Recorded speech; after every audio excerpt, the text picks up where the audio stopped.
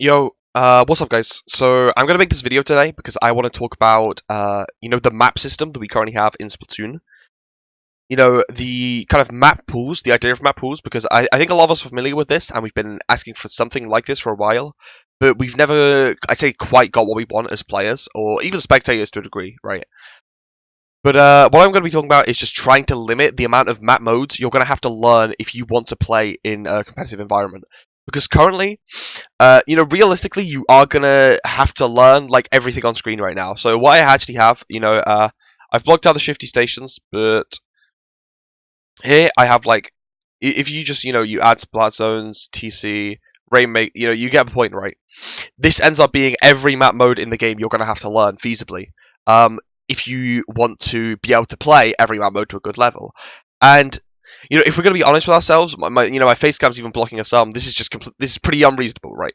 You no one wants to learn this many map modes if you want to get into a game competitively and be able to take it as far as you can and play at a high level, right? So, what's the fix for this? Well, it's map pools, right? And tournaments have been introducing map pools, which I'm very grateful for, and I think we all are.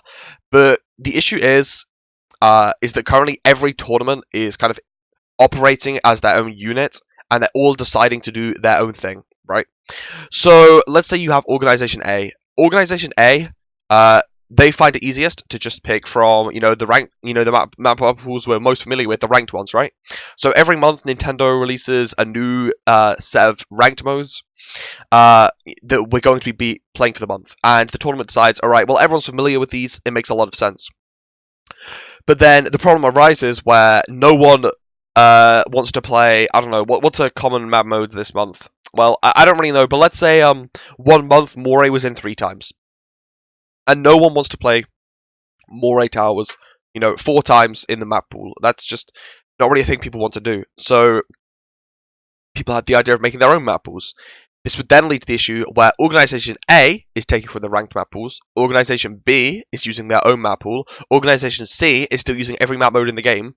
So then, when it comes to it, if you still want to play at a high level in every single tournament, you're still learning every single map mode combination.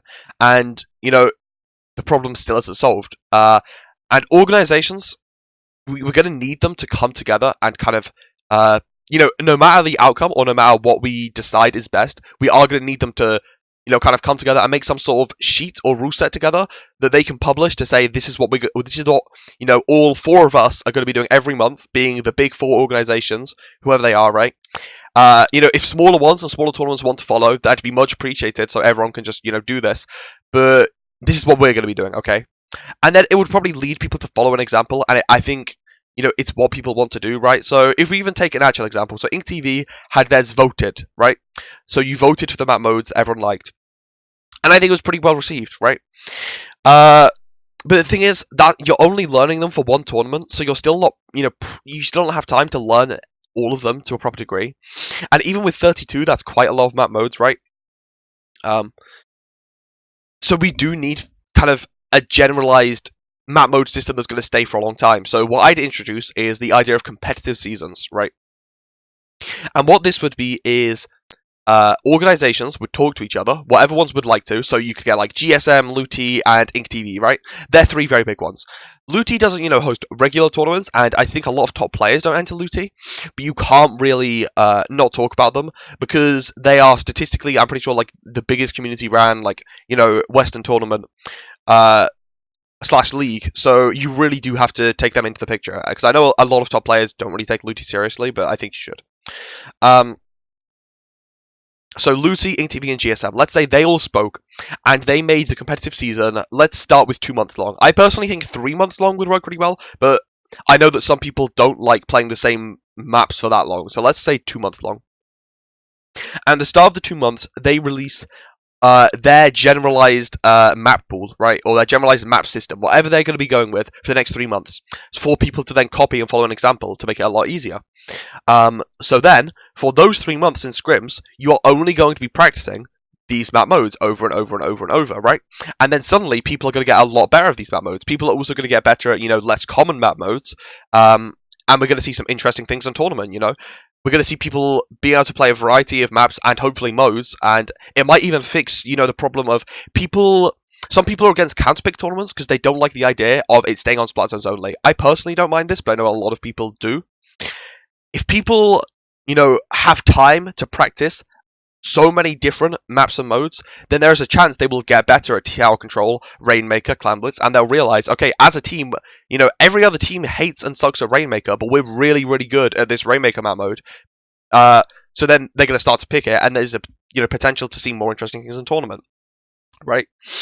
It does lead to some issues, though, that you could say, because no one likes Moray Towers, right? So let's say that everyone just votes out Moray, and it's completely gone from the map pool for the next 3 months. I think this actually causes a lot of issues, because as much as people don't like Moray, and as much as people want it banned, I don't think it's an inherently terrible map. And I think it could be actually pretty interesting to see. I don't know about any of this, but whenever you're watching a tournament stream, and you suddenly see, X team counterpicked to map mode no one likes, and a map everyone hates, right? It's kind of interesting to see what they're doing here, and why they're picking it. So I think keeping every map is quite a good idea.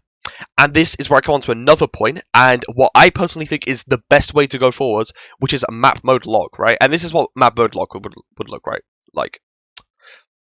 So first thing you're going to notice, Tower Control, Clan Blitz, and Rainmaker only have 5 maps for the month, right? But the main thing is that every single map in the game is only used once, okay? So, Anchovy Games, you're only going to have to grind out Anchovy Games on Clan Blitz for the next, let's say, 2 months, right?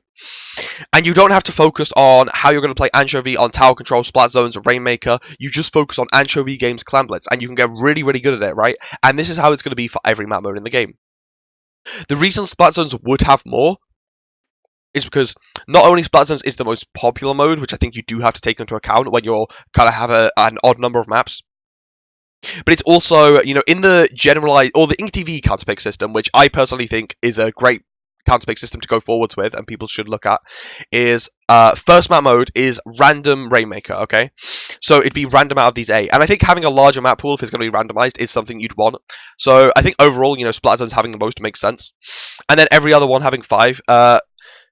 So, with this sort of map system, it is going to help people get good at map modes, right? You don't have to focus on, learning a certain way to play on camp zones, right? So on camp zones, there's a very popular way to play where people will pick multiple backliners, and they have this like crazy passive comp, and they're just painting all zones or whatever.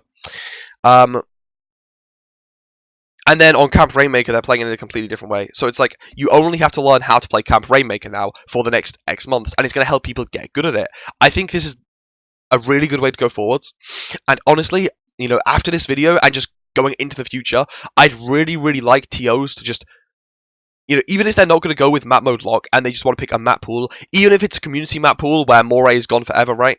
I think we need them to speak to each other and make sure we have this sort of system, so we don't have to scrim 92 map mode combinations, and we don't have to learn 92 map mode combinations. We can, it's going to make practice a lot easier. It's going to help us get a lot better at different map mode combinations, and it's going to make tournaments more interesting, because you're going to see people counterpick new map modes, because, they're going to, because if there's only 23 map modes to learn, they're going to get a lot better at every single one, and then, they're going to work out what their strengths are, and I think it's going to be really interesting.